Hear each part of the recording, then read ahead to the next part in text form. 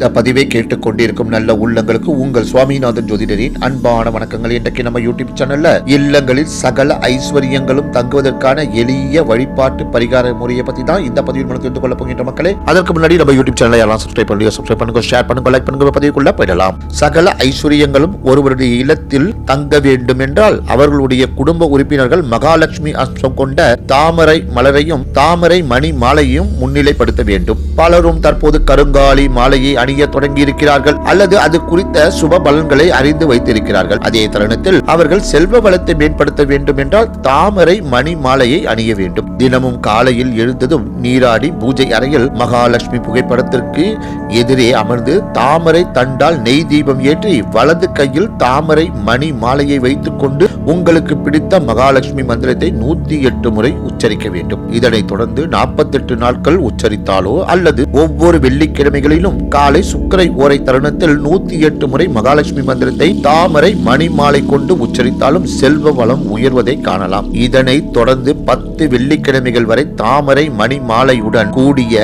இந்த மகாலட்சுமி மந்திர உச்சாரண வழிபாட்டை கடைபிடித்தால் உங்களது செல்வ நிலை உயர்வதை அனுபவத்தில் காணலாம். இந்த தாமரை மணி மாலையை வைத்துக் கொண்டிருப்பவர்கள் எந்த ஆலயத்துக்கு சென்றாலும் தாமரை மலர்களை மகாலட்சுமிக்கு சமர்ப்பித்து அவர்களை வணங்க வேண்டும். அங்குள்ள நீர்நிலைகளில் தாமரை விதைகளை தூவிவிட்டு வரலாம் என்று கூறி இந்த சிறப்பான ஆன்மீக பதிவை நிறைவு செய்கிறேன். நன்றி, வணக்கம், வாழ்க வளமுடன்.